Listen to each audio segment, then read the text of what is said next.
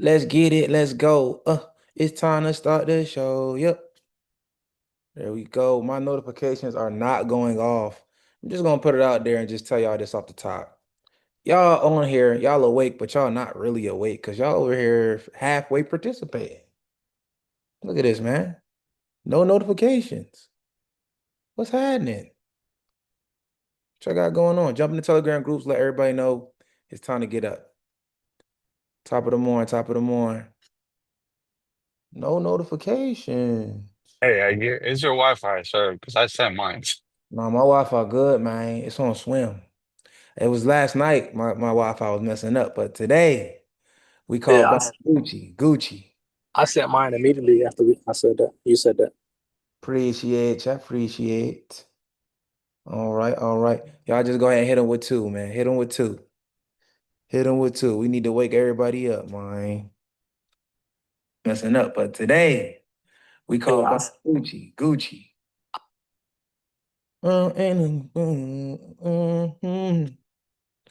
All right. Share this link. Copy. Telegram.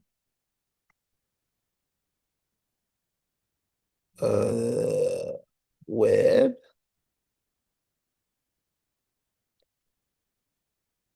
Send this to myself.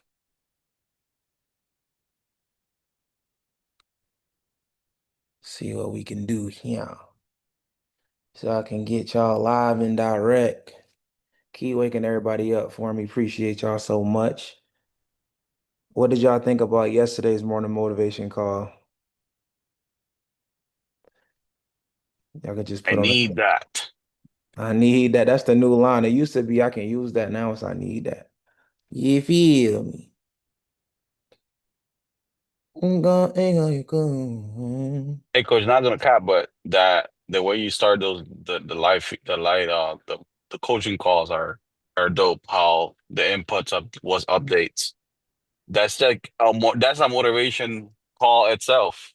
Like the way you're starting them now, because I've been going back all the way to like the replays and stuff. I'm catching up, and it's like, yeah, it makes a big difference. Like it starts the call with like potential. No, you're not lying. And what's so cool about it is it's not all about me. It's about the group and what they're accomplishing. And then also when they accomplish something, it helps everybody realize that it's possible. And then you get to see, like we talked about a lot before, Miguel, about people like that started right with you and they're doing good. And you're like, damn, I ain't know if this was working or not. Now I clearly see it's not the work, it's just me. Sometimes it's like, yo, it's just me. I gotta get busy. It's me, yeah, and I realized that myself, and just with Phil alone, like the call, like first M is like amazing, and I'm gonna put it in the chat myself later on in the group. Like I'm just super proud of these guys that actually pull the trigger. They're just overwhelming for me. Like I'm just super proud and happy. Like I'm so happy, like it happened to me because they were right next to me. Like I'm like overwhelmed. And I told my wife, like, yo, look at this guy that's killing it. Look at Phil. Look at Luis. Look at this. Like, she's like, oh, Luis. I'm like, yeah, Luis is the one that pulled the trigger next to me, like, and she's like, you'll be there because you learn your lesson. She told me just like that. You'll be there. Absolutely, absolutely. And I love to see you here again, my guy. That's all I want to say for sure. Y'all do me one more favor, one more round, letting everybody know that we live, we up, we at them, and then we're gonna go ahead and get started. Do me a favor. Remember, y'all, I do thrive off the participation, so please turn your cameras on. It's cool for me to look at Miguel and Janaea, but it's a couple more of y'all on here that I would love to see y'all faces.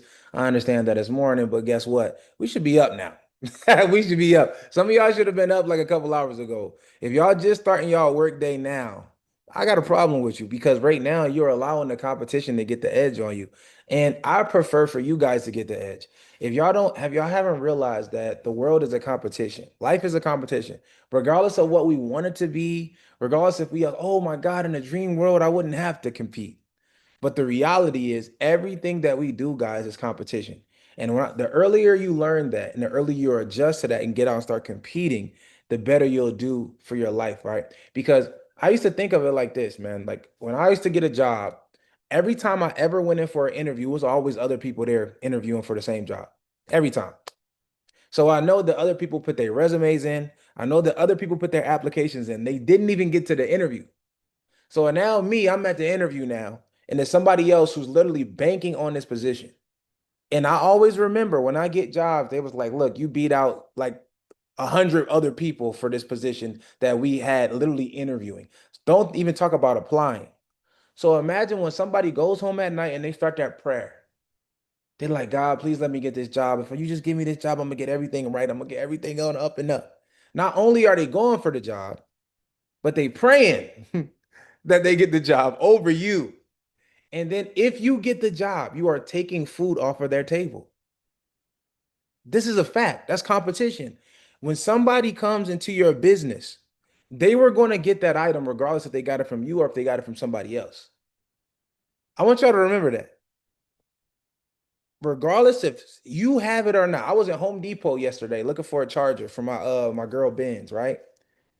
They didn't have C2C outlets. Because they didn't have it, we immediately left and went to the gas station and they had it and they got the money. We were going to get it regardless. So life is a competition. So you got to make sure that you get up and compete. Everybody put compete in the chat. Thank you, thank you. And thank you for everybody who turned your cameras on. I really appreciate that because you try to realize, like I said, I thrive off the participation and the calls are better when I can see you guys and interact with you guys. All right. So now to keep it going and keep it smooth, everybody who doesn't know what happens on these more motivation calls is very simple.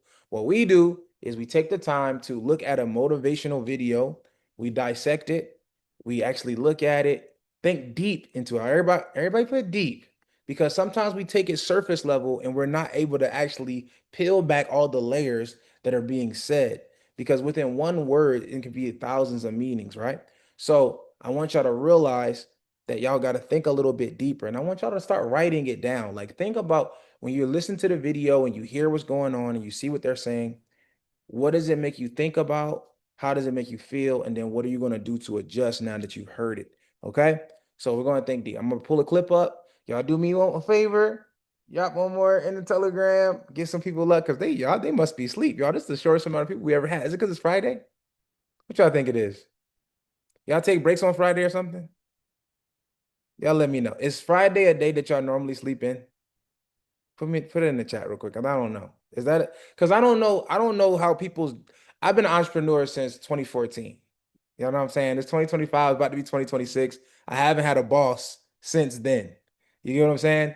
And I haven't had a Monday through Sunday type of situation where you're like, oh, I get off on the weekends. I work every day.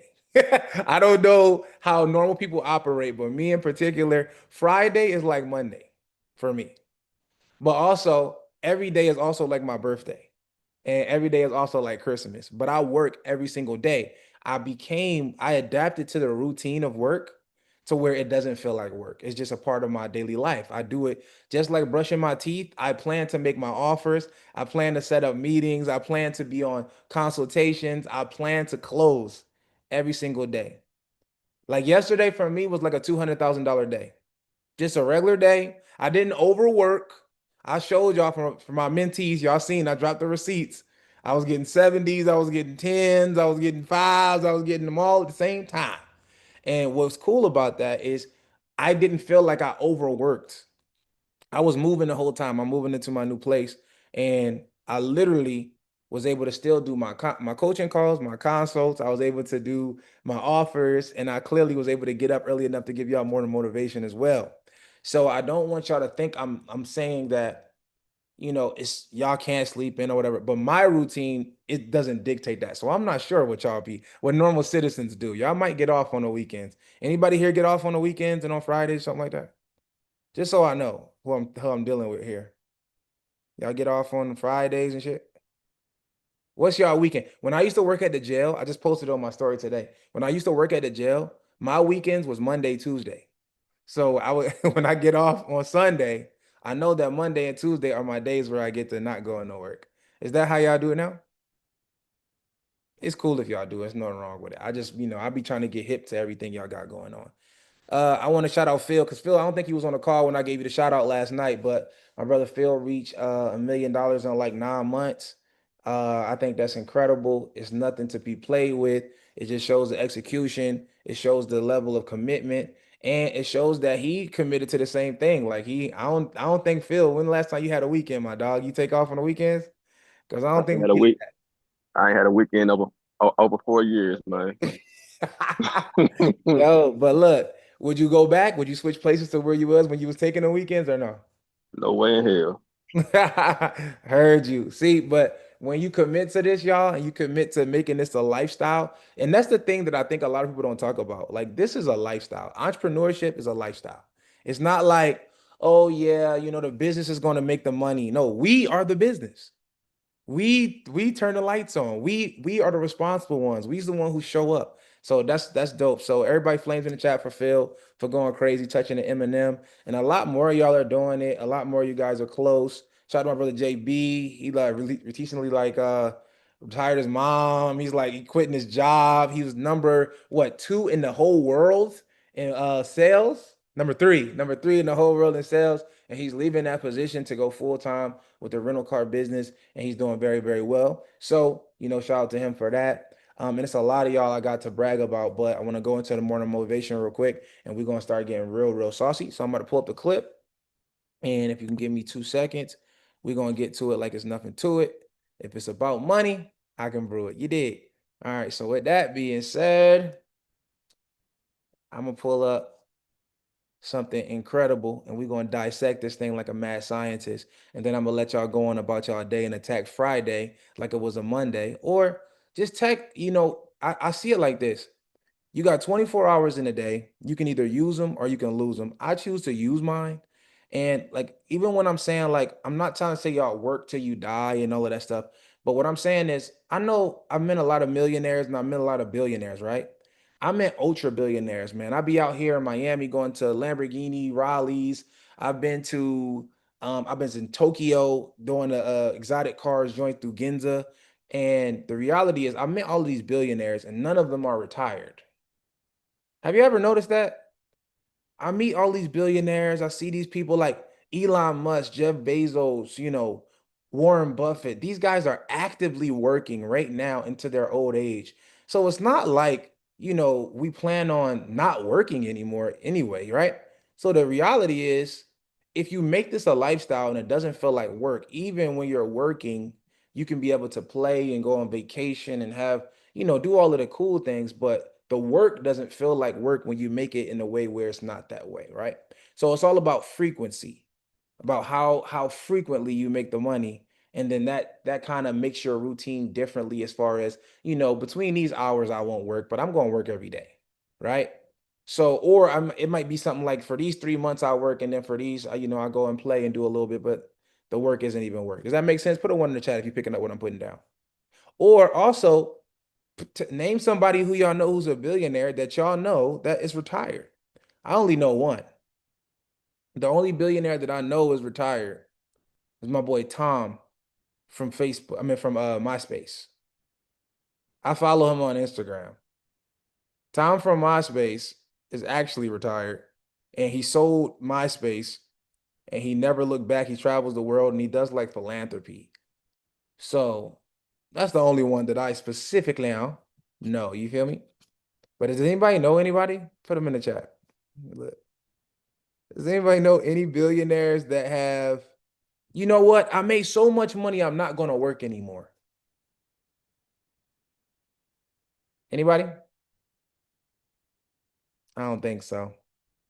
So y'all got to ask yourselves, like, how long are you committed to doing this thing? Are you going to make it a lifestyle? Are you going to make it a chore? Are you going to make it to where, when you're working, it feels like so horrible? I put it like it's brushing my teeth. I put it like it's working out, going to the gym. It's like it's something that has to be done regardless. If I put it into my lifestyle and create a habit of it, then it's going to be perfectly fine. So that's the real trick, y'all, is creating a habit out of it. So how long does it take to break a habit, and how long does it take to make a habit?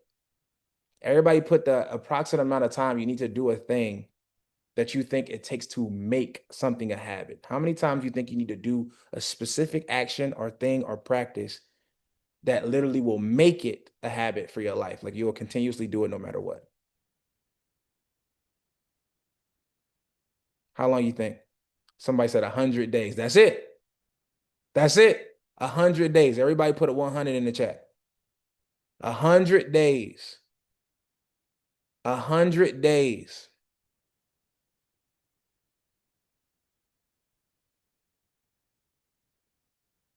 A 100 days of doing one thing. So this is what I tell my mentees a lot, right? If you can commit 100 days into doing the same thing over and over, let's just say if you're bad at social media, right? You bad at making content.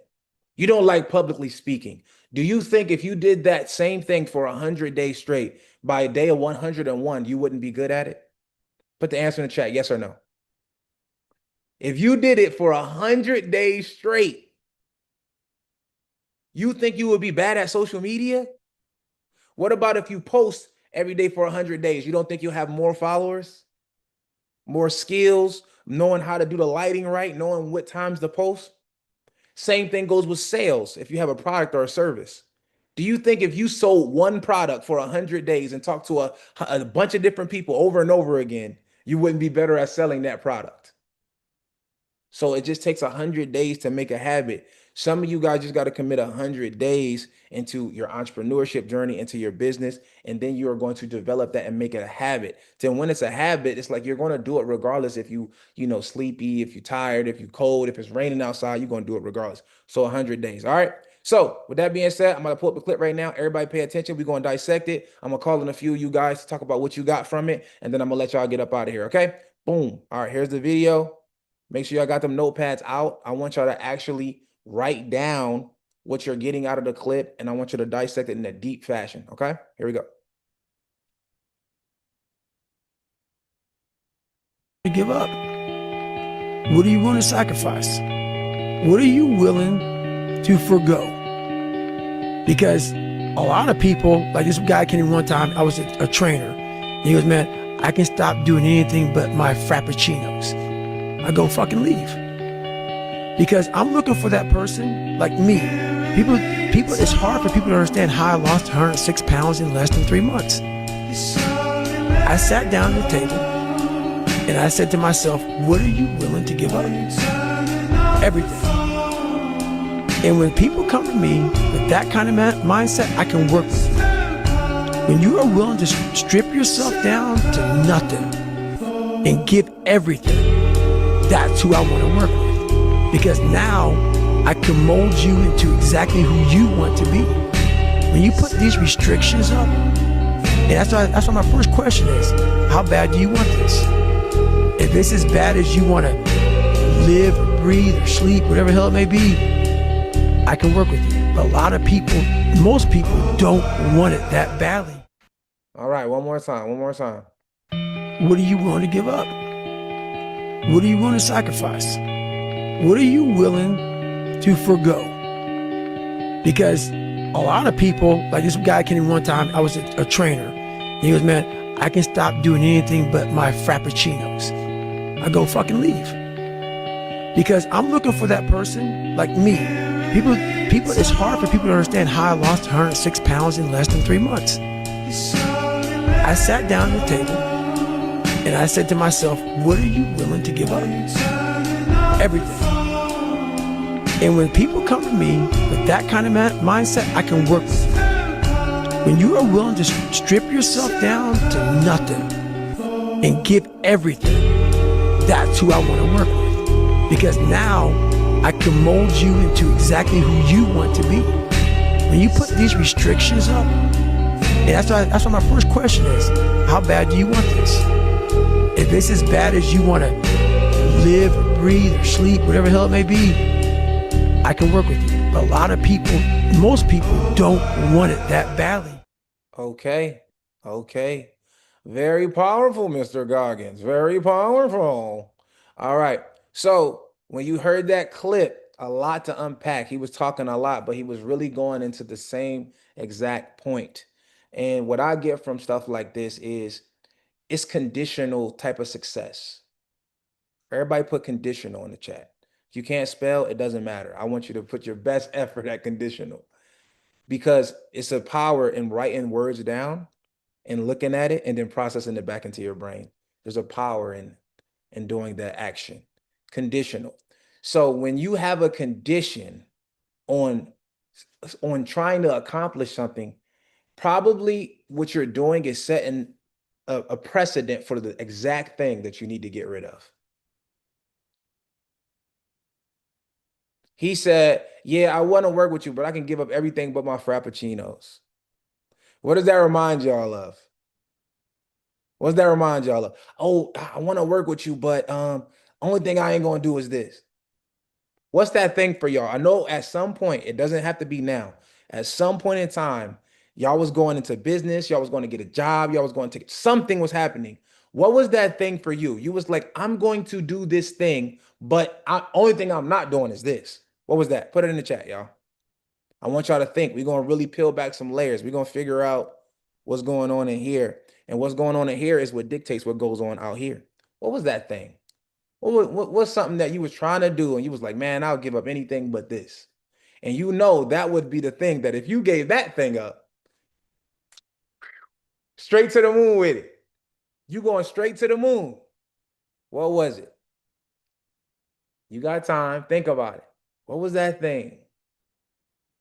Wasting time scrolling on social media. You ain't want to give up your social media scroll time. Couldn't give up that screen time. What's up? What else?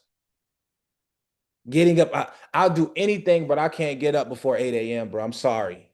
I'm sorry. Look, I want to work with you. I want this entrepreneur thing real bad. I want to get this business up, but I ain't getting up until 10, 11 o'clock. I ain't going to lie. Anything but that. What else? What else we got? Some of y'all couldn't give up chasing these ladies. Y'all like, yo, I want to buckle down and get serious about this business, but when the bad joint come in town, it is what it is. It is what it is. Everything goes to the wayside, baby. I'm taking her out. It is what it is. I know I said I'm stacking my money. I'm trying to get my head above water. But when the little bag thing pull up, man, I got to see what it is. You feel me? I got to take her out. Can't have her thinking I'm broke. Come on. Used to be me all the time at the end of the night, scrolling social media, TV, movies, time with friends, partying with friends on the weekend. Uh-huh. Waking up early, procrastinate. You couldn't give up on procrastination. Sometimes it's not as pinpoint of like sometimes it's that like me, I couldn't like somebody said it was for me, it was my girlfriend. Hey, look, I was the same way. When I first became an entrepreneur, y'all, I had a girl. As a matter of fact, she was like one of the influences made me think about entrepreneurship because she was hustling. But let me tell y'all, every time I had a play to go do, like, or I had a meeting that I was invited to, she would try to be negative about it. She would say something that she know would make me stay at home instead of go to the event. When I wanted to start my, I started driving Uber and that was my first crack at entrepreneurship. And I was like, yo, the longer I drive, the more money I make. It's crazy. She was like, you think you're making money, but you're really not. She's like, you think you making money, but you really not. All the wear and tear you doing and da da da and all the gas you spending, you really not making that much money. I was like, how? My bank account I got more money than I ever had. All our bills is paid. My car's still running. How am I not making money? She was trying to tell me to go back and get a regular job. And then guess what happened? I just want to be real transparent. I was like, yo, I'm going to make it. I'm going to prove her wrong, but I'm going to stay with her. I'm going to keep her with me. So guess what I did, y'all? I had to give up that thing that I didn't want to give up. I didn't want to give it up. So I gave her up. And then guess what happened? Straight to the moon. Instead of not going to the mastermind, I'm going.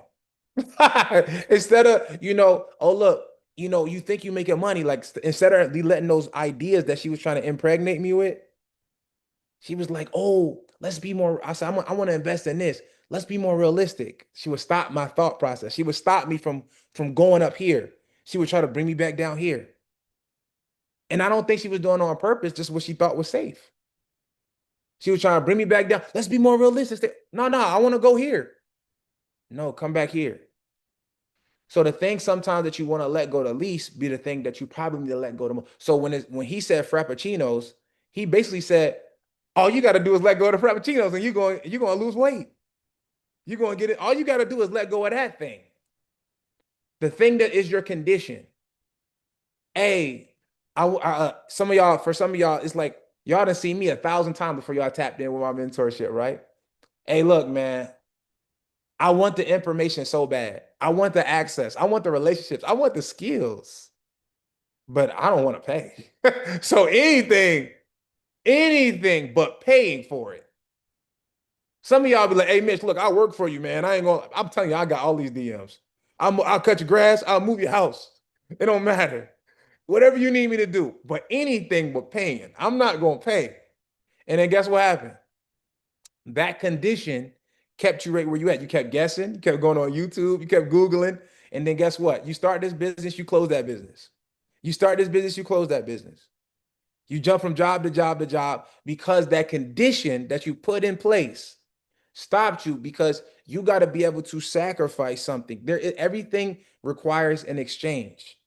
Sometimes it's going to be even, sometimes it's going to be disproportionate, but everything requires an exchange, which means I can't get this lifestyle that I wanted to live by being the exact same way I was before. I got to sacrifice something. I got to give up something. For me, it was that relationship. For me, it was late nights. For me, it was playing basketball when I want. I love the freedom to be able to go hoop every day. I loved it. I used to drive Uber so much, y'all, and I was like, damn, I want to go hoop, but I got a goal in mind. So I had to give it up. Y'all know when I quit from working at the jail, the best hoop sessions is at certain times of the day. So when I used to work at the jail, I used to have to work 16-hour shifts back to back sometimes, right? And I used to be like, I'm missing all the good hoop sessions, yo. And I only could hoop on my weekend, which I just told y'all was Monday, Tuesday, right? Man, I started driving Uber and I had all my days free. I was like, yo, I should go hoop right now. This is the best time to hit those sessions. But I had to sacrifice something, the thing that I wanted the most. I wanted to go hoop. I wanted to go be able to do what the only thing that frees my mind on this world, y'all. Some of y'all entrepreneurs, y'all know what I go through. I got sleepless nights. I'm always thinking of the next idea. I'm always trying to make sure I didn't forget something that I was supposed to do with all these businesses and things that I'm doing. So it's hard to get good sleep. But when I play basketball, y'all, I'm not worried about my phone. I'm not worried about no meetings. I'm not worried about no emails. That's the only time I'm completely free. 6, 7 hours can go by. I can play basketball. I don't give a damn what's happening. My girl be calling me now. Damn, what were you doing? I was at the gym still. I was still hooping. Didn't even give a damn. Don't care. Did you get that wire earlier? I don't know. Don't care. I was hooping. Free of thought. So I had to give up that thing that gives me freedom to be able to go get somewhere else that really could give me real freedom, to where clearly I can live in any country, in any city, in any state, in any house, drive any car, because I gave up the thing that I like the most. I had to sacrifice something. So he said, I would rather work with somebody who says, I had sat down at the table and said, what am I willing to give up? Everything. The thing that you holding on right now, I know some of y'all thinking about it. There's something right now that you know for a fact that's holding you back. You might not have said it in a chat. Like if you could let go of this one fear, this one thing, or this one situation, you will be free to move the way you want to move. And that's, like I said, it all takes self-reflection. So that's what that clip makes me think about. Somebody said in my career, Jay Hines, I was working at the jail, bro. My mom was telling me that's the best job I'll ever get. All the people in my family were saying, you get a government job. So I work for the city of Atlanta. You got all them benefits. This is the highest paying salary I ever had. I had no life, though. I had no life. I literally was working. They had something at my job called mandatory voluntary overtime, which means 2 days out of the week, I got to sign my name up to where if they need somebody, stay. If you know, a jail never closes. The jail no close. It's 24/7, which means that if somebody calls in sick and I'm at a certain position and they don't have nobody to fill it, they lock down the jail and say, somebody has to stay. The veteran officers get to leave first, and then they got the people who are on the mandatory voluntary list. And they say, all right, cool. They exhausted that list. Now, everybody that was on the list already staying, but now they need more people. Shit, I ain't signed up for these days. I could go home, right? Nah, we locking down till somebody said, come on, Mitch, you a younger officer, man. Go ahead and stay another 8 hours. Man, y'all, when I looked up, I was at the jail for 2 years. It felt like I was there for 30 days, bro. That 30 days, that 2 years went by like 30 days. I look up, I'm like, damn, I'm 25. I'm 25 now. This shit crazy. That shit went by fast as speed. I was like, yo, I thought I was supposed to be, doing some fun shit in my 20s. That shit, I damn near was 30. I was like, this shit crazy. So that job was holding me back. So when I quit with no plan. I saw the Steve Harvey commercial. Steve Harvey was like, yo, you never know you can fly if you never jump. If you go to work every day and you hate your job, you should just quit. I was like, damn, for real? Just like that, Steve? And I like listened to the video and I went and did it. But that's what it takes sometimes for you to get where you really want to be. And it's not easy, it's not simple, it's complex, but still, we got one life to live. You rather, because the thing that I found out about jobs is that they always gonna be there. So if that was the thing, I always see right now UPS is hiring, USPS is hiring.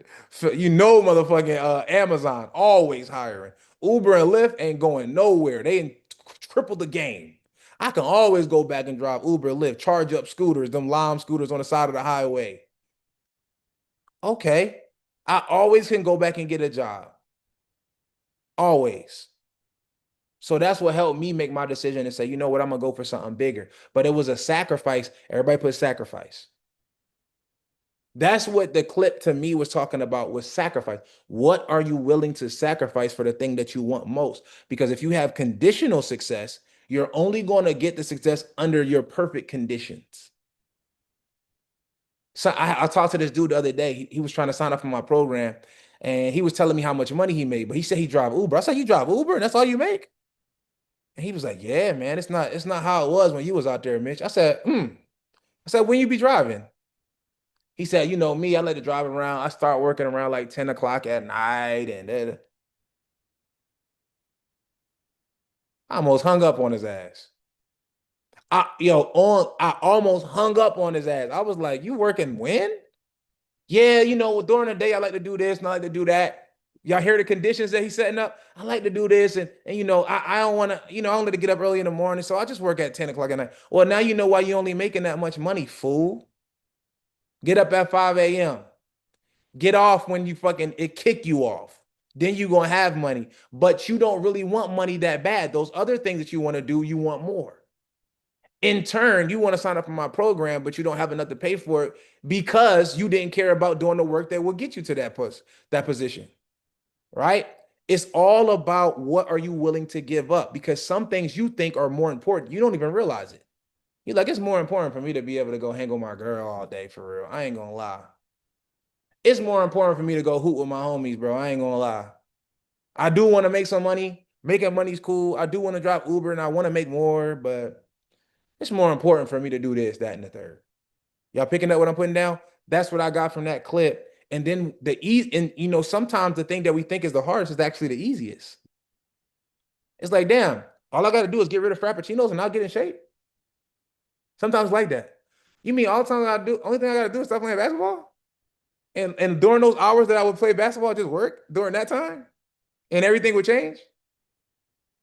You mean only thing I got to do is stop spending, giving all of my time to this job and give all my time to my own business, and that's all I would have to do to become successful? Sometimes it's just literally that simple. And we put the conditions. Remember who it is. Everybody put me in the chat. Me. We dictate all of the conditions. Every one of y'all here are the main character of your own movie. You are the protagonist. When we get off this call, y'all don't give a fuck what's going on with me. Y'all don't give a fuck what's going on with Patrick. Y'all don't care what's going on with Destiny. The only thing you care about what's going on with you, what your bills are, what your credit score is, what your business is doing. You are the main character. If you're sad, the whole world is bad. If you're happy, everything is happy. So you dictate the sacrifice and the conditions. If there is no condition and you like, I'm doing it no matter what. I'm doing it no matter what. That's how, when I got my first mentor, that's how I had to do it. I said, fuck it, it's 70, fuck it. I'm doing it. If that's the way to get this plaque, to get that, y'all, some of y'all don't know the story about me getting, like me signing up for my first mentor.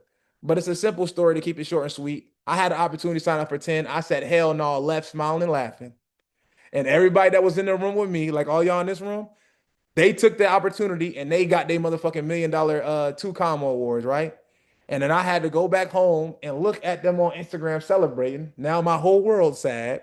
I'm the main character in my movie. I'm at that climax in the movie. Y'all know when, on Pursuit of Happiness with Will Smith when he was in the bathroom. I'm at that point now. Like, damn, it's fucked up.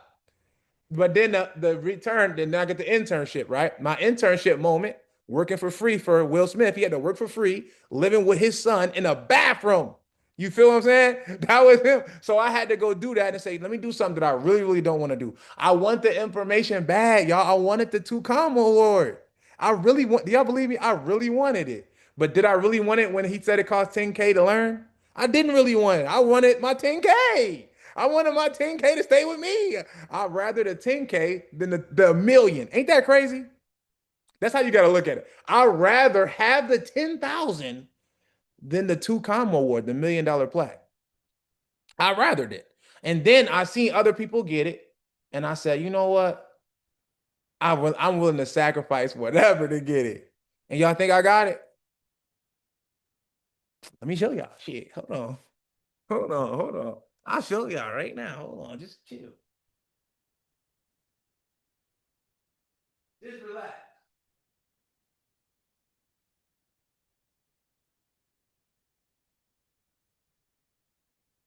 I'm moving, so this is easy.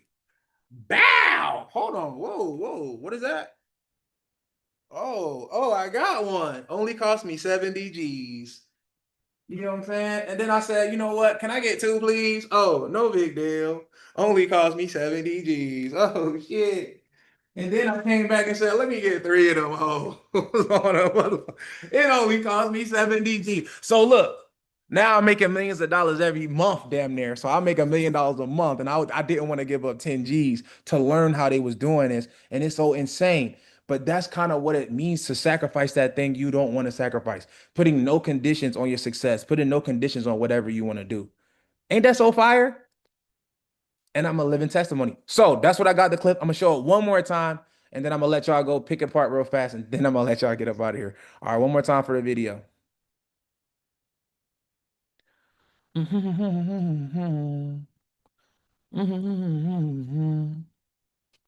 Nothing. Damn, y'all lost the video. Don't worry, I'll find it quite fast. How you going? What are you What are you willing to give up? willing to give up? What are you willing to sacrifice? What are you willing to forgo? Because a lot of people, like this guy came in one time, I was a trainer. And he goes, man, I can stop doing anything but my frappuccinos. I go fucking leave. Because I'm looking for that person like me. People, it's hard for people to understand how I lost 106 pounds in less than 3 months. I sat down at the table and I said to myself, what are you willing to give up? Everything. And when people come to me with that kind of mindset, I can work with you. When you are willing to strip yourself down to nothing and give everything, that's who I want to work with. Because now I can mold you into exactly who you want to be. When you put these restrictions up, and that's why my first question is, how bad do you want this? If it's as bad as you want to live or breathe or sleep, whatever the hell it may be, I can work with you. But a lot of people, most people don't want it that badly. Powerful. All right, Wes, when you look at that clip, man, what do you get out of it, Brody? Man, it's so good. So sacrifice, you can't have stipulations on it. We like to put those stipulations or we like to believe that we're willing to do whatever's needed and whatever's necessary in order to be successful. But when that time comes and you have a mentor who's telling you to not do certain things, in order to be successful, to say no to certain things. Like I'm having the same situation as you were about the whole basketball thing. Literally, like the past few weeks, I have buddies who are saying, "Bro, come play basketball with us. Come play basketball. Come do this on Mondays." They're like, and they're even hyping me up, encouraging. They're like, "Man, I heard you used to be so good playing basketball. Why don't you come play no more?" I'm like, I gotta work. I got dreams. I got to say no to those people so that I can say yes to my own dreams. Like I Mm, have to be willing to sacrifice those things. If I'm not, maybe I'm not as willing to be successful as I think I am. And I think mm, it comes to a lot of times like we think that we're willing to be successful, but because you put those stipulations on what you're willing to do, you can't be as coachable. You can't learn. You can't really grow. And you're not as humble as you think you are. You think that you're, oh, I'm willing to do whatever it takes, but you can't put down that one thing. You can't say no to that one thing that's been your vice that's holding you back. And that's okay if you're not really having those big dreams to go after, but you can't have those stipulations if you're wanting to be as successful as you think you are. mm. Powerful. Flames in the chat for West participating. That was profound. And like I said, like it's all going to come back to the same thing. And what Wes is saying is not only is the thing a distraction, but also other people can be the distraction. Other people can heighten that condition. So he's like, look, he's already making a decision like, yo, I want to play ball, but I'm gonna say no. And then guess what? Your friends come on and say, bro, you ain't gonna come hoop with us? Now you got to deal with double the pressure to really make that. That's why it's called a sacrifice to me. It's not just like giving it up. You got to sacrifice that thing. You got to sacrifice it. And to me, for me, I sacrifice everything. It seems like to get to where I am. You got family members that won't talk to you ever again when you try to choose yourself and try to get yourself in a position to really help everybody. Because y'all think I'm not helping my family right now? I paid mortgages. I paid off bankruptcies. bought dream cars. I gave $5,000 here, 1,000, 1,500 here, paid for my brother tuition. I'm helping so many people because I got in this position. But when I was trying to get in this position, it was like my closest friends and families were my opposition. So it's not only the thing. So just think about it. That's why it's a real sacrifice. You damn near got to give it all up and say, I'm going to do this regardless of what nobody says. Whatever happens, I'm going to do it. I'm going to make it work. I got two options here. Either it's going to work or it's going to work. That's it. It's not, it's going to work, but if my dad asks me for something, I'm going to give it to him when I'm trying to stack up. You know what I mean? It don't matter. I had to tell my parents, everybody. I told my mom, I said, I ain't letting nobody borrow no money. I'm not hanging out. I'm not going no trips. I'm not going no family reunions right now. The focus is on this. And then when I get into a position, of course. But right now, if something bigger than me, bigger than you that I have to do, the hardest thing to do is try to swim to shore with somebody else who can't swim and you trying to carry them and yourself. That's the hardest thing to do. So many people drown, Olympic style swimmers, jumping in to try to save somebody else. And when that person is going down, they pull you down to save themselves. And now you drown too. But you knew how to swim.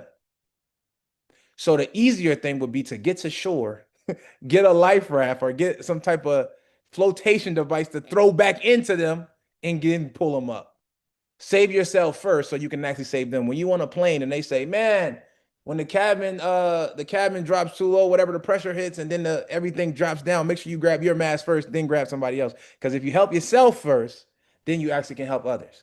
But guess what else? If you try to go help them first, then both of y'all done. Make sense? Sometimes you got to choose you. Everybody put you in the chat. Yes, sir. Christian, what you got, Ward, man? When you saw that clip, what did it make you think about? It made me think about when I had a 9 to 5 and I was working for like this big corporation that had benefits and everything. I was an electrician and I always wanted to run a business, but the fact that I was so comfortable with having a check every week with the same amount and had the benefits and all that, like I didn't want to make that jump because I didn't know what it would look like to actually run a business and see where the money will come from. So I actually did, I exercised that step. So I had an offer to get paid more for another electrical job, but had no benefits. And the business was just starting. So it was already something risky to get into. So I ended up making that move. and I saved enough money to actually start my own car rental business. So Mm, now that I'm in the actual business and things are working for me, like I would never be in the position I'm in if I didn't take that risk of actually sacrificing the security and the comfortability of getting a weekly check. So mm, it's just the unknown definitely what feared me. Like the unknown of I'm gonna be able to pay certain bills, take care of certain family members, just because I don't know where the money will come from. right. So when I took that actual sacrifice of like, just being okay, like going all in with myself and sacrificing that security, yeah, things definitely worked out. Mm. Yeah, I seen you posting a clip all over the web, man, like a tarantula. I seen you got like 30 bands in your account just chilling, bro. That's how you moving?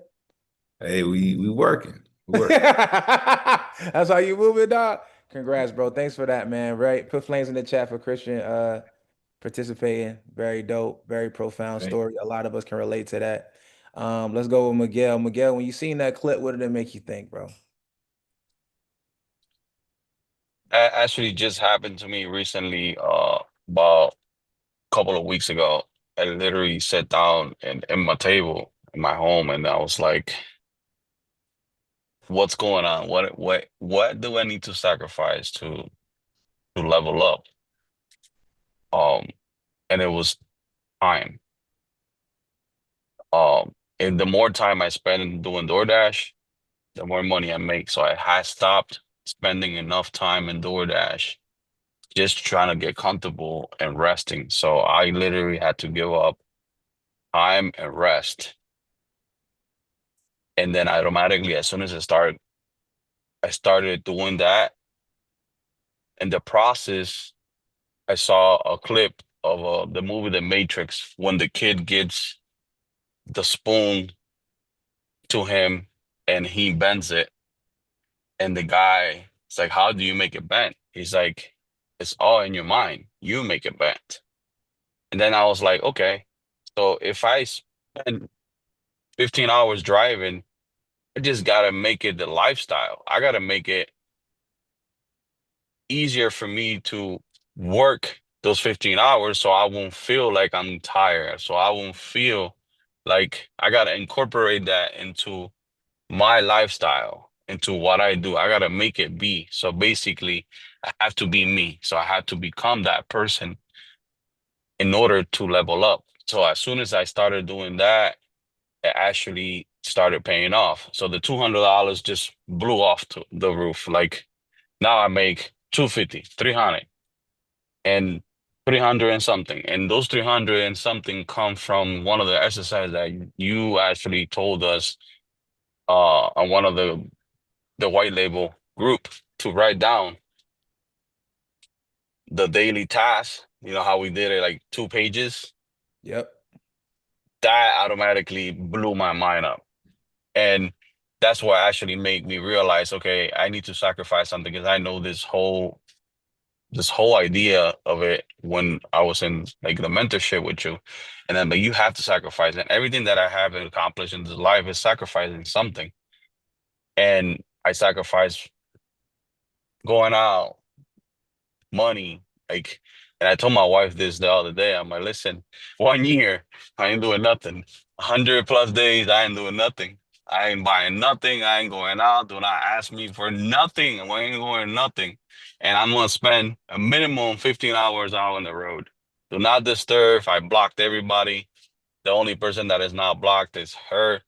And that's it. And that's what it took. So what I got of this video is the one thing that is actually that you cannot stop. So if you gotta go drink coffee every day and that's stopping you to level up, stop drinking coffee. That's it. That's it. Appreciate that, Miguel. Very profound. Flames in the chat for Miguel one time for the streets, for the streets. Yeah. So when I think about what all of y'all are saying, man, it's just like we know what the thing is. We know what it is. Everybody know what it is right here. Y'all know what that thing is. Y'all know how y'all mind works. Some of y'all like, damn, all I gotta do is just start just working like for 2 more hours. And I can't do that 2 hours. Fuck it. I'm not doing it. Sometimes it's just that. Sometimes like it's like, man, why like it should be easy for me at this point. So because it's not easy, maybe it's not for me. I'm gonna pivot. Some of y'all do that. Y'all trick yourself out of the bag. Oh man, come on. Some stuff just come natural to people, man. I heard a dude sit there and tell me this for an hour, y'all. He was like, "Yeah, Mitch, it's just easy for you." It's easy for me. How did it become easy for me? How did it become easy for me? People be like, "You are naturally a good public speaker." Y'all think I was public speaking somewhere? I don't got no degrees. I don't think I got no college credit, y'all. I did a semester at school, y'all. I don't have no type of public speaking background. When I was in high school, I didn't do none of those things like where you go speak publicly or nothing like that. So how did I get good at publicly speaking? They said it a couple of, somebody said reps. I just started doing the thing, like what Miguel just said. I had to become the thing. When I met Neo, so some of y'all know who Neo Davis is. Me and him was cool for like 2 years before he was telling y'all, if anybody knows Neo, every time you talk to Neo, he want to talk about business. I'm talking about, let's go hoop. Oh, let's go play paintball. I already was making good money when I met Neo, right? I'm already Lambo'd up, penthouse up. Ain't shit. I'm good. When I met Neo, man, won't you get online, man? Won't you go on social media? How come you ain't teaching people, man? You selfish. Every time I talk to him, I'm like, bro, why you gotta talk about that? Can we just play basketball? Every time. So, oh, Mitch, you got all these social media followers. How did I get the followers? I had to learn it. I had to become. Every time he said it, I said, "Man, nah, I'm from Philly. I don't like really people knowing what I got going on. I'm worried about looking over my left and my right. I don't want nobody to know me. I like to be incognito." I had that condition up. I would do social media, but then everybody gonna know me. Ain't that crazy? I would get popular on Instagram, but then everybody gonna know me. Ain't that the point, you idiot? But the reality is this. I had to say, I'm going to do it. I'm going to become it. I'm going to, instead of whatever that thing is, when I get a mentee and he say, "Oh, I'm not good at social media." So what? Get good at it. Social media, I look at it like this. It's new. Social media is new. That shit just came out. So everybody's not good at it. Everybody's learning it right now. It's like AI. Oh yeah, I'm no good with AI yet. Nigga, AI just came out. It's just everybody has to learn it. Oh yeah, I'm not used to playing with no digital current. Y'all, some of y'all young, so y'all remember this, but I remember this. I was up and moving and shaking. Cash was king. When you try to use a debit or a credit card anywhere, even gas stations, some gas stations ain't even take debit card, credit card.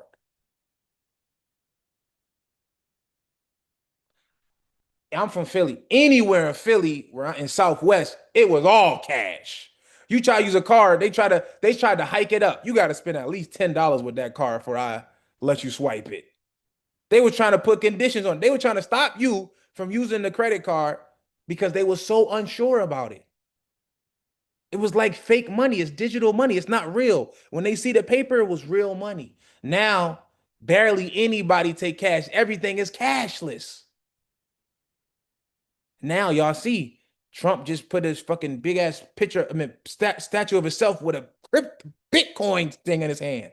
So crypto gonna be just the same way as credit and debit cards. And guess what we're gonna say? I'm not sure about it. I don't know. But it's new. Everybody gotta learn it. So that should not be an excuse for nobody to not do nothing. Whatever I say, oh man, I'm not good at public speaking. Fuck it, I'm gonna get good at it. I'm not good at social media. Fuck it, I'm gonna get good at it. Hey, and I'm not good at sales. I don't like talk. Hey, I'm gonna start doing it because the reality is, if that's the only thing that's stopping me from getting what I want, I'm trying myself. I'm literally telling myself I don't want it that bad. So if you really want it, oh man, I really want to be able to have this rental car business, man. But I'm not good at the business, man. I'm not really good with these cars. Y'all think I knew about cars? Lord, y'all, look, I'm known for cars all over that. I'm a J-list celebrity. You dig what I'm saying? So y'all know what J-list celebrity is? Me, every time I leave the house, everybody don't know me, but somebody know me. You dig what I'm saying? Somebody know me, which means I'm quite popular. I'm notorious, is what they would say. And guess what I'm known for? Cars. So you know when dudes with car guys, when they see me, they want to ask me car guy questions. Like I know all about cars. Let me see if you're a car guy, Mitch. I'll be like, let me stop you right there. I'm not a car guy. I'm not a car guy. But what I did was I learned everything about my business about cars. Before, when I got into the industry, I ain't know shit about, I knew about driving my car. I barely knew about oil changes, y'all. When I got in the rental car game, I barely knew about how serious oil change. You want to know how you know that? I used to have a Mercedes ML320, a OG joint, a 99 joint. I had that in like 2015. You know what I mean? I had an old Benz from 1999. And guess what? You got to put synthetic oil in those, right? We all know that now, right? Y'all know that? You got to put synthetic oil. That's the type of oil it takes. It ain't take premium gas. Me, being from where I'm from, not knowing about cars, being cheap, I was putting regular oil in that motherfucker. And y'all, that might not be a big deal to some of y'all who have never did this. But the car will cut off when I'm driving, like it would have cut off all the time. And I would take it to the mechanic and I'll be like, yo, my car just cutting off, man. What's going on with it? And they was like, yeah, it's probably just the motor mounts. And they'll just fix the motor mounts. And then I drive that motherfucker around, that bitch cut off again. And I'm like, man, I just changed the motor mounts, man, and that shit's still cutting off. What's going on with it? Oh, yeah, it's probably just this right here, and they'll fix something else. And now I'm paying every motherfucking month to get some shit fixed that I'm doing myself to it. Because I'm so cheap and don't want to learn nothing about what I'm doing that I'm like, look, put regular oil in it, put regular gas in it. I don't give a fuck. I gotta go. I'm taking the cheapest gas. That's the reality of what it looks like when you put conditions on stuff. But when I got in the rental car business, I said I wanted to be the greatest in it. So I learned about cars. Now, when they talking about the different engines, the different models, the different specs, the different brakes, the different rotors, the different tires, the different tread depths, I can talk that shit. I'm not no car guy, but what did I become? Ask me something about anything to do with the auto industry, about sales, about insurance, about registration. Don't even people in the car industry don't know more than me. And I didn't give a damn about cars. Never been a car guy. You know which one is better, the Cayenne or the 911 Turbo? I don't fucking know. But I know about the brakes and the tires and the engines. I know about how to do an insurance claim with no motherfuckers. I know how to about agreed coverage insurance. I know about everything to do that makes me money and keeps those cars on the road. Because I decided to become that thing, like what Miguel is talking about. Does that make sense? I get women all the time. I don't know nothing about cars. I'm just a girl. Me neither. I ain't know shit about it. But now I know. So what you gonna do? You want to do this or not? Y'all see the difference? You trying to do it or not? Or you gonna say I'm a girl, so I can't do it? Oh, okay. So then you a girl then. Get out my face. And then you gonna meet somebody like Kat.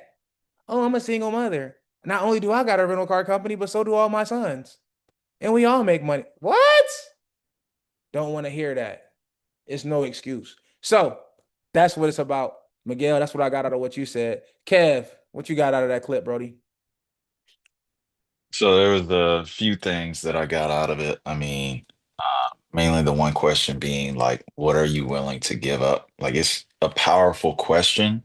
And I think most of the time for people, it's avoiding the thing you're scared of. Like Mm, that's what gets people, whether it's giving up money to a mentor, whether it's getting up early. Again, you always say fear equals new.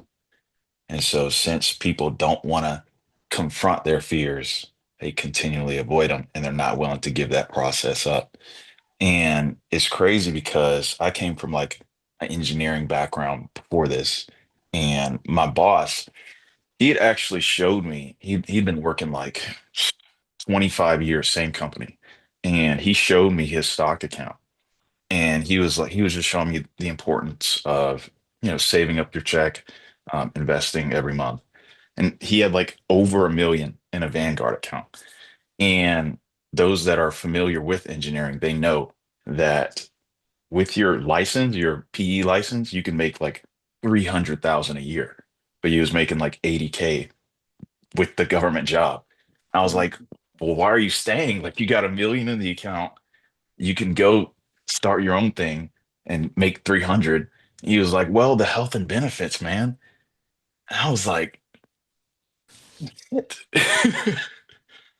I was like, he was like, yeah, man, he's like 45. And he was like, I'm waiting until 55 just for the health and benefits. I was like, you have 1 million in the account and you can make 300K. Like it, and I mean, it brings me back to one of the mastermind days where Gooch was talking about um again the importance of sacrifice when we were all at Foxtrot Coffee. And more, I'm realizing it's not about what you're adding to your day or adding to your habits, but what you're subtracting. It's like getting rid of all the stuff in your environment, the vices, the bad habits, the bad people, and just not doing the dumb stuff that's holding you back. So Mm. that's what I got from it. Powerful.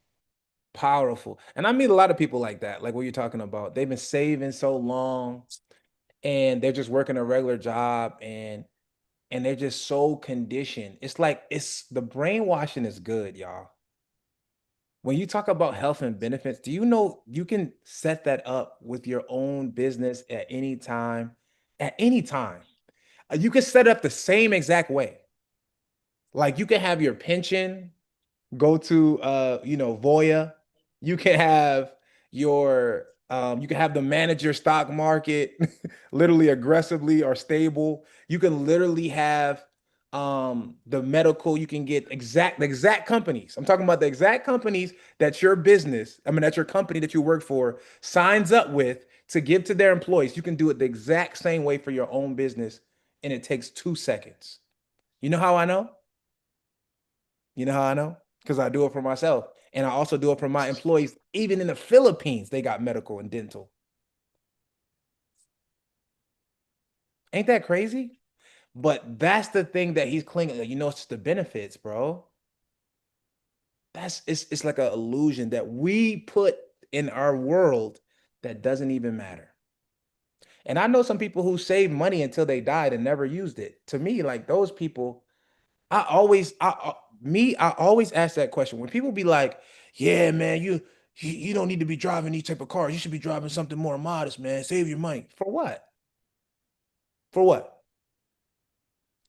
Somebody, please tell me why you save your money for. I never got that. So let's just say you die with the money. What was it for? What was the brokerage account for? What was you investing in the stock market and taking certain risks and certain leaps for? What was it for? You can't take it with you to the grave is the biggest line I hear people say whenever they trying to humble you. That's something I see Kev pull up in a GTS Benz. Hey man, look, you can't take it with you when you go, bro. That's me trying to humble Kev. Like you doing something that I wish I could be doing, and since I'm not doing it, I want to make you feel bad for you living your life and doing something that you wanted to do while you're here. Now, guess what? You can't experience it when you die either. You say you're gonna die and then get the GTS? Finally made it, baby. Let me see how fast I can bend this corner. Makes no sense. So for those people who do that, the reality is we got one life to live. And we put these conditions on ourselves to stop us from even enjoying life. That's a way that he stops himself from enjoying that million. I know dudes like that I know a dude who got 3-4 million in a brokerage account. And he work a regular job. And guess what? He won't even take a damn trip. I take my one big trip every year or every 2 years. Man, don't get me started. But that was profound, Kev. I think everybody gonna remember that one for sure. Kago, what you got out of the clip? Good morning, fam. The clip is a really good one. I wrote some notes down. Um, as Kevin was just saying about fear holding us back, off false evidence appearing real, Mm, right? So we like to manifest or think about these what if opportunities or incidents may happen. Like if I start this business, then the driver is going to crash my car, and then insurance, and and we put these images in our head and we talk ourselves out of taking action, right?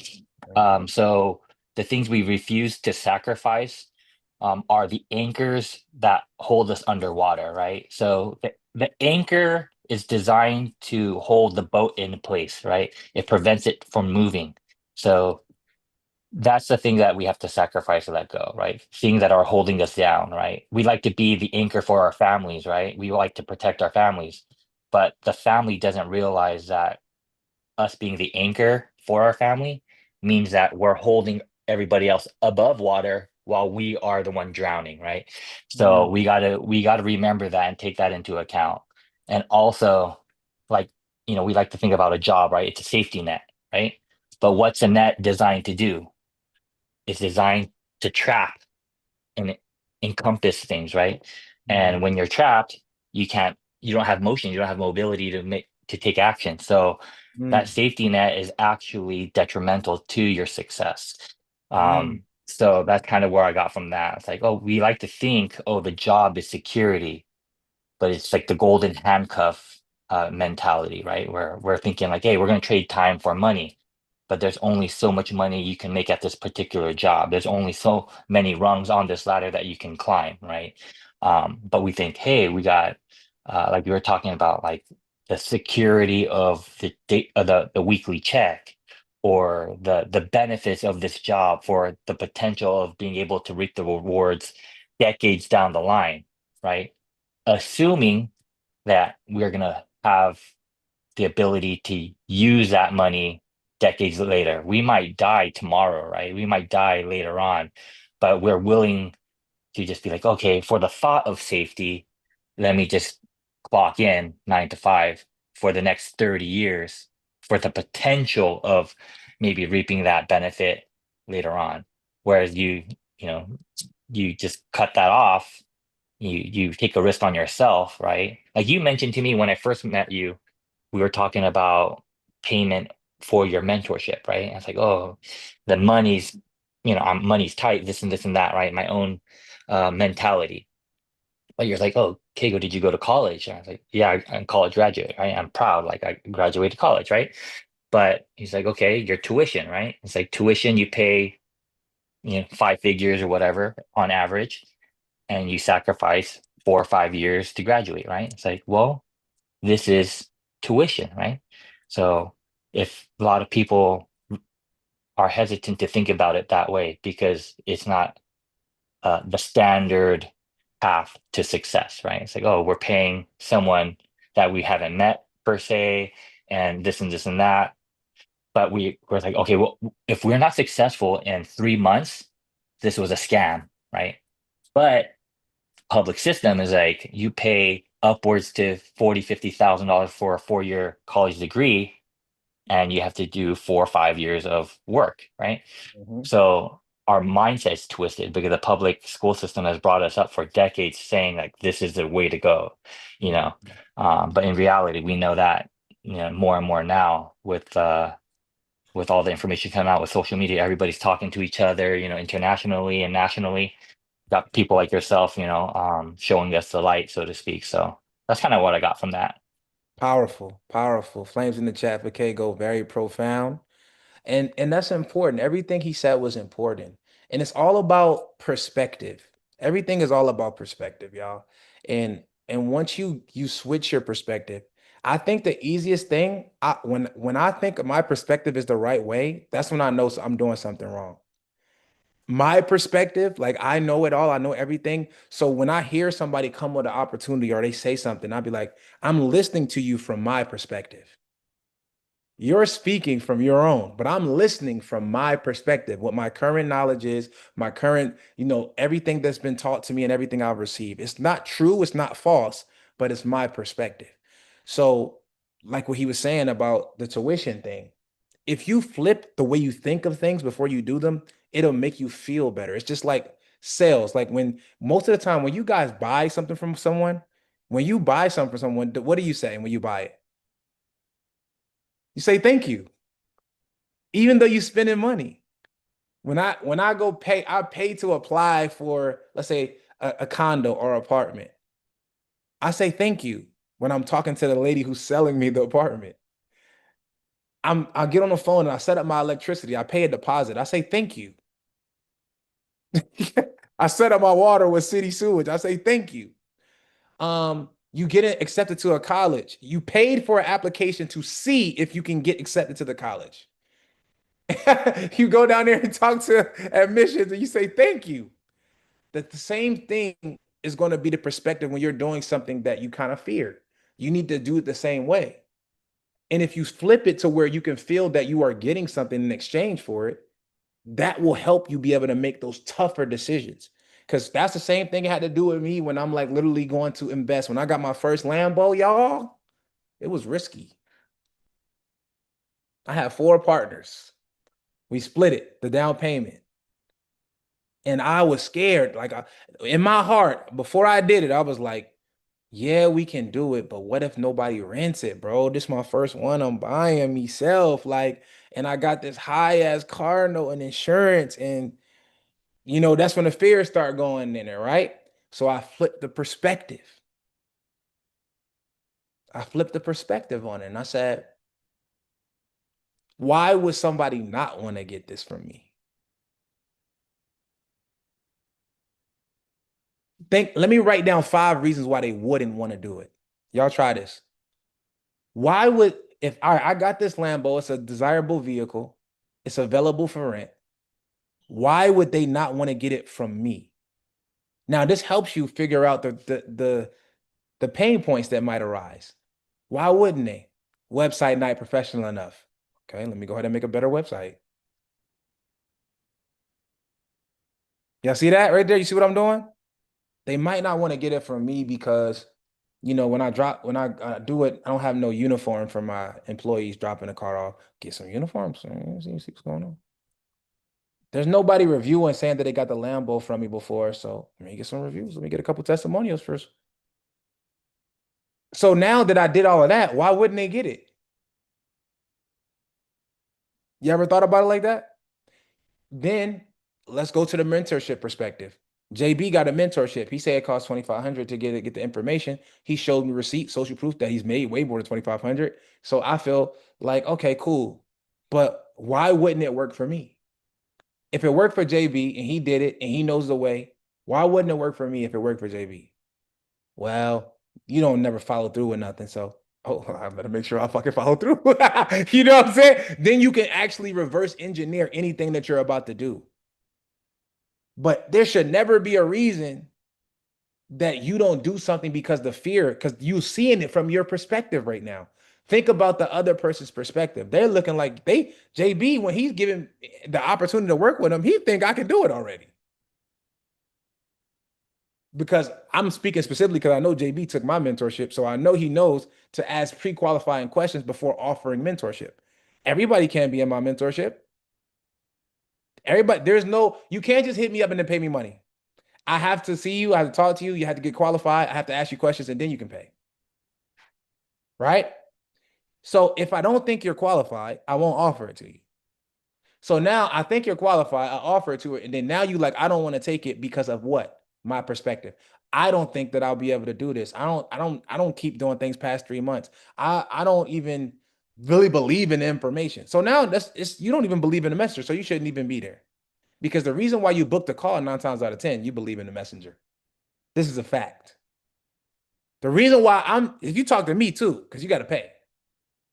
There's no person on the street walk up to me, Mitch, consultation time, baby. Let me line it up. You had to pay. You either paid for a consultation call, you either came to a 5-day class, or you came in person and met me at a mastermind. You paid to be there. So you got to pay to talk to me. Now you did that. You ain't believe in me before you got there. So now you got to flip the perspective. And that's how it is on all hard decisions that you're going to make. When I had to go do advertisements on the radio and they told me it was going to be 30 bands for the airtime. Look, I had to flip that perspective, baby, because I wouldn't have paid that 30 G's. I was like, and then look, I talked to my homie. He already did it. My homie already paid 100 for his airtime. He said, Mitch, I ain't going to lie. I always pay 100K for these live reads. They get 3 million listeners a day. Every single time it airs, I make over this amount of money every single day. He said the first time it air, I made 60 bands. Second time it air, I made 40. So I already got my money back. Now it's going to air 12 more times. I said, you know what? I'm going to flip the perspective. It's going to work for me just like it worked for my homie. Because from his perspective, it's going to work. And then I make decisions a lot easier. All right, cool. Very profound, Kago. Thank you. We're gonna end it with Gabby, and then I'm gonna let y'all get up out of here. We stayed late like Drake, and y'all know what happens when we stay late like Drake, man. You know what time it is. Nothing was the same. Gabby, what's up? Hi, good morning. Come So, on. what I took from that clip is basically kind of like a mindset and perspective kind of thing. And something that I was always taught was you are who you surround yourself with. And going back to like my freshman year of college, I would always go out partying with my friends every weekend, and they would spend at least like $1,000 a weekend just on drinks. And then like I'm not like I don't party like that, but like with these friends, they were like, "Oh yeah, like you need to come with us, you need to come with us, whatever." So, had a big falling out with them, and then once I got out of that friend group, I kind of found myself a little bit better, and I was able to do what I wanted to do. Once I got that weight off my back and that pressure of these people always kind of like dragging me out and dragging me to spend money that I didn't want to spend, I was just like a weight lifted off my shoulder. And it was able like I was able to strive more and like reach my goals that I've always wanted to reach. Mm, So it's all about like surrounding yourself with the right people and kind of knowing what you have to cut out, like see how their behaviors are and see if like you want to be that type of person. mm. And then if it's not what you want, then you kind of have to exclude yourself from it to better yourself. Very powerful. Anchor dragging you down, like Kago said. So everybody, first of all, flames in the chat for Gabby participating. And she tapped in more about how, osmosis works, how environment works. And you're going to make decisions based off your environment. I don't care who you is, I don't care how smart you are, how intelligent you are. We all get our thoughts fed to us. Nobody creates thoughts here. If so, create a thought right now. I want y'all to create the thought that you're going to have in 15 minutes. You have no idea.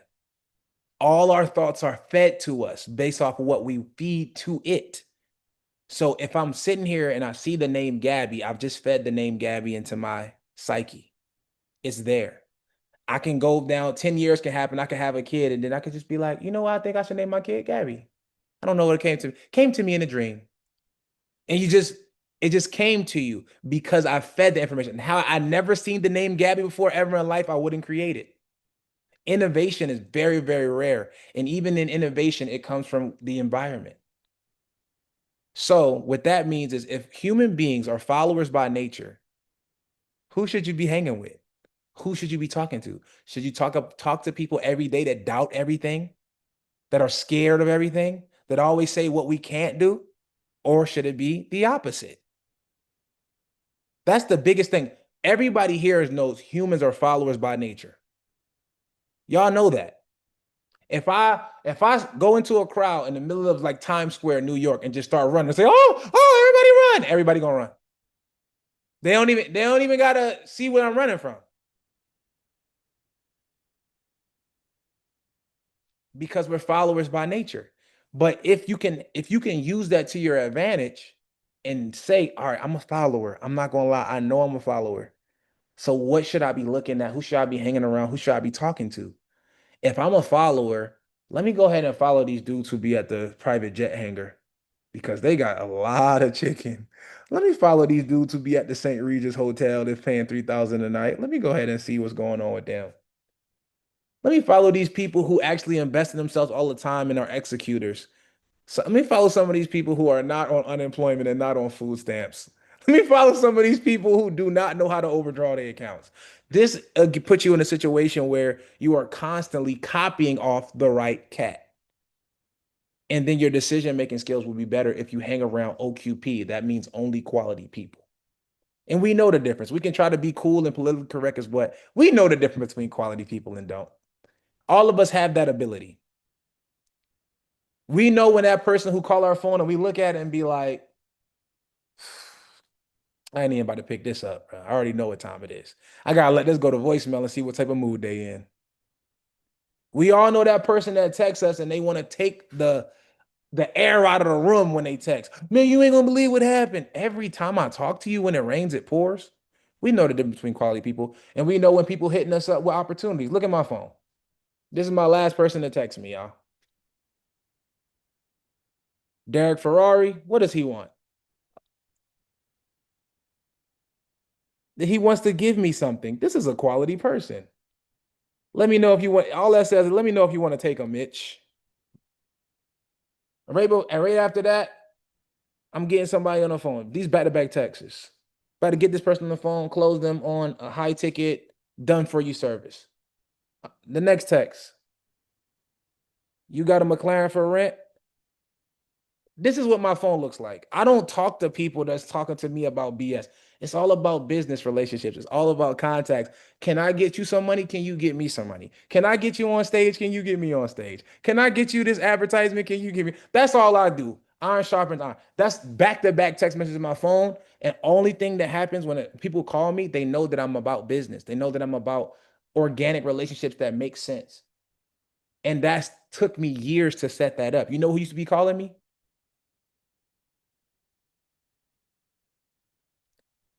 Scammers,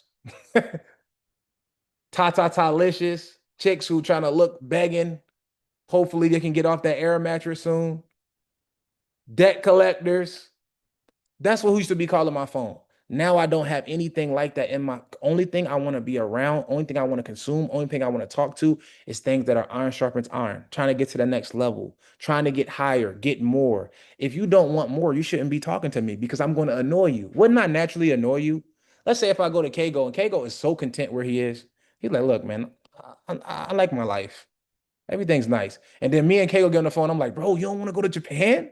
Come on, dog. Let's go to stay there for 5 months. Fuck it. Like, look, I'm thinking about getting a motherfucking helicopter next year. You want to get one? Bro, we should go in on it. It's gonna be crazy. We can learn how to fly and charter at the same time when we don't use it. I'm telling you, I know a pilot, bro. He'll fly it and charter it for us and teach us lessons. And all we gotta do is pay for the plane. We already got good credit. He's like, nah, man. You always talking about doing. I want to talk about high school, bro. You don't remember we used to be in high school and running around? That was way more fun. You don't remember those times? We didn't have a care in the world. Like, Kegel, I'm trying to go to this mastermind.